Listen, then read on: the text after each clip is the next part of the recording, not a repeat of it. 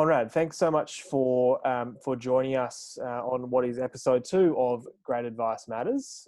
So Conrad, you're from Inspired Money, and you also do a whole bunch of other stuff, which I'm kind of keen to get into a little bit as we go through this.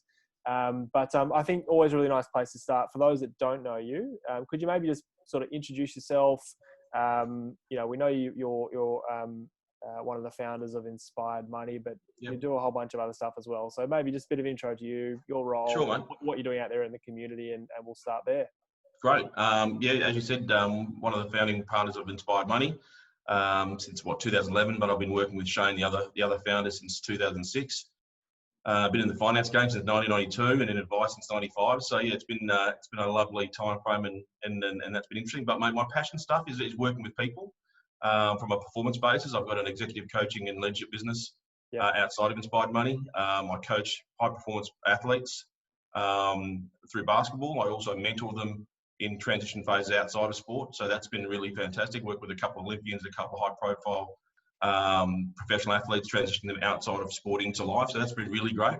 Yeah. I think what I've found is the reason why I love all this stuff, because it's all around human behavior. Money's human behavior, performance is human behavior. And so there's a really good synergy between that and what I do and what I do within the business here. Yeah, absolutely.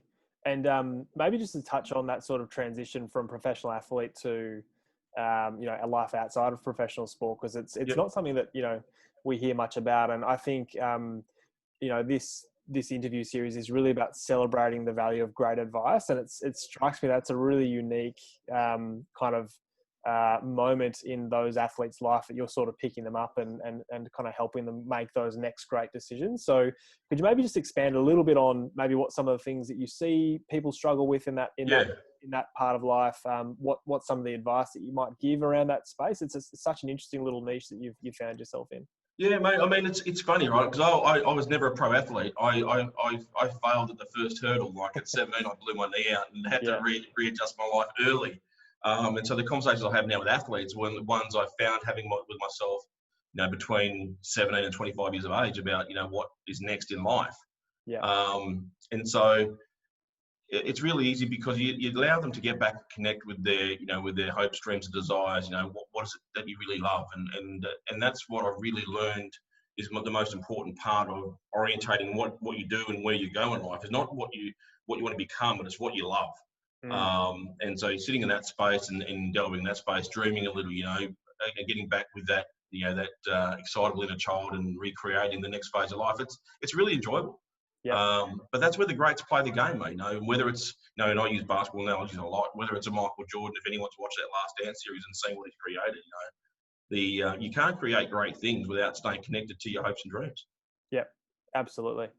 So interesting. So I'm really keen as we go through this. I'll probably ask a couple more questions around, the best advice you've ever given someone, the best advice you've received, and that sort of stuff. But maybe if we can change tack slightly and just talk a bit more about Inspired Money and the business you're creating there, because I know, we're lucky enough to have you guys as customers, and you're very focused on creating a truly innovative, technology-driven advice business. So can you maybe sort of give the people watching this your view on the future of financial planning, where you think it's heading, what's exciting you at the moment, what's on the horizon?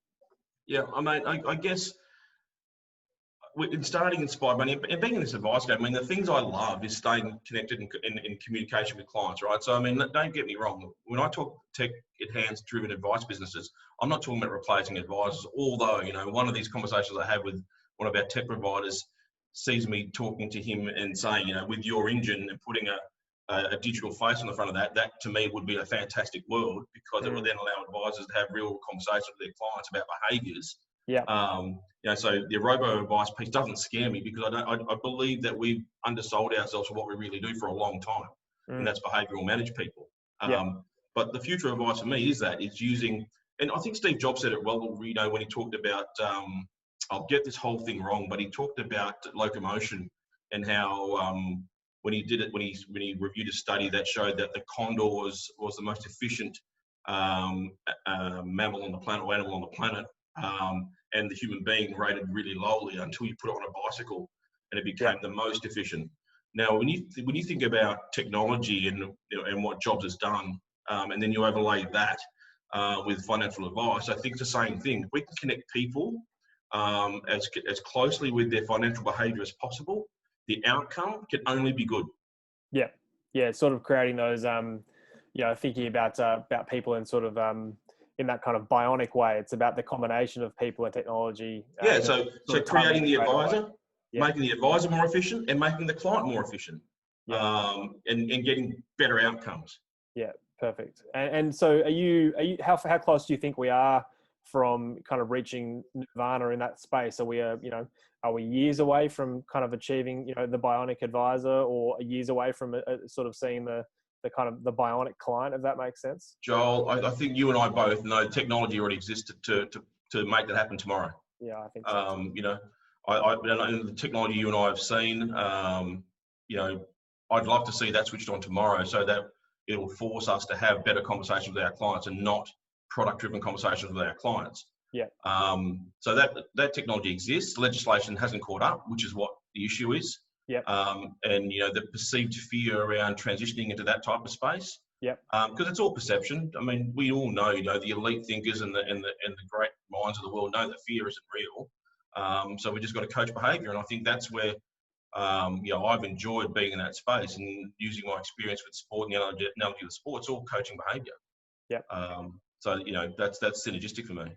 100%. And so the next question is really around how you, as a leader in the financial planning industry and the business that you've created in Inspired Money, how are you supporting your people at the moment? So kind of want to ask this question in two parts. So obviously there's, what initiatives are you running in the business to better support, great advice to reproduce? So it might be technology, it might be better processes, it might be better ways of working, different clients that you might be going after. But secondly, financial planning has been through a pretty tough sort of few years, and very, very much heavily under scrutiny. So mental health, obviously, is a key question when those sorts of moments happen in life. How are you supporting your team at the moment through all the things that are going on in 2020? Mate, I mean, it's been interesting. I mean, we've had a growing team, so we've added another a team member to our team over the COVID period as well. Yep. Looking to hire some more. We've been acquiring books of business as well as growing our clients organically. So, we're a growing practice. I mean, support of my team. I think I take a lot of this for granted, but I'm accessible to my guys 24/7, and we're very flexible with how they approach work. I mean, we're a highly accountable business. Don't get me wrong. Yeah. And so we work with the fact that everybody says something and they will be held accountable to doing those things. So I meet with my guys individually on a monthly basis, if not more often if they need it. Because I'm connecting their internal success for what they're trying to achieve personally to our business success, and not the other way around. Because unless somebody is achieving somewhere in their life, it's very hard to get them motivated to achieve inside a team. And so you need to know both sides of the equation. And you can only do that through conversations. You can only do that through promoting personal development, which we do a lot of. A lot of businesses have we have to do professional development, but I don't know a lot of businesses that spend time on personal development. My guys are asked to provide some level of personal development reading that they're going through and what they take from it, how that shows up for them. They circulate that on LinkedIn, so we've tied it to behaviour, so that we all know where people are at, and it's a conversation point. Yeah, that's awesome. So yeah, I love that, personal development versus professional development, because it's so easy to just to sort of fall back on professional development and sort of just focus on skills and not focus on people.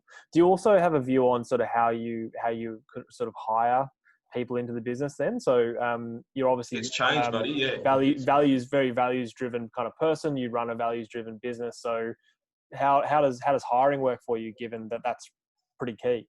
Yeah, it's a pretty different hiring process. I mean, there's the technical piece, and then there's the person piece, right? Yeah. I take longer to hire these days than I ever have, but I mean, I'm one of those types of guys, and I haven't had to fire people, mate, which is so people tend to pull themselves out, but it's a hire, slow, fire, fast methodology. Yeah. Don't get me wrong, we've had to put people on probation and to rework management scenarios, but we never had to terminate anybody.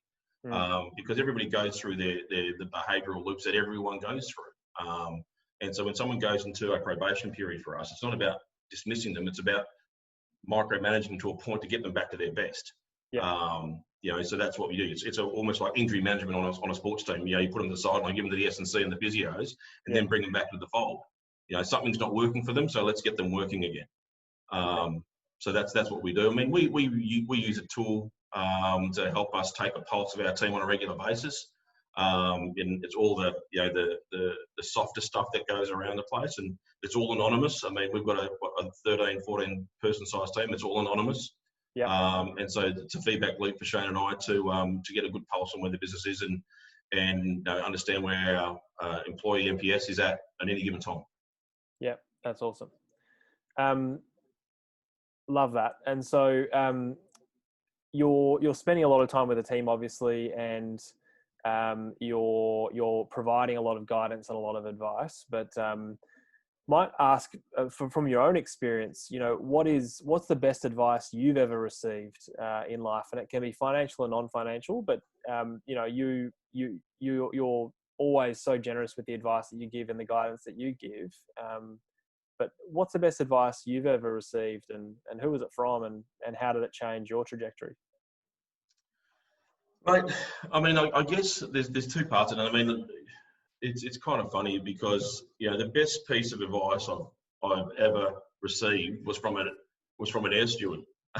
It's if I could remember the exact moment, I'd be able to tell you. But it was just because I've flown a lot. But very early in the piece, I joined the dots on the whole put the mask on yourself before you take care of your children scenario. It's almost counterintuitive to how you're brought up. And until you take care of yourself, you can't take care of your people. And I think that, to me, whether you're a parent or a business owner or just a leader in general, I think that's the most important part, is to take care of yourself before you take care of anybody else. Because everything else then is coming from a great, energetic, sustainable source, as opposed to you feeling depleted and not being able to perform at your best. Yeah, absolutely. It's impossible to give energy to anyone else if you don't have any energy yourself. It's really hard to look someone in the eye and tell them they need to get fitter if you haven't been for a run in 3 months yourself.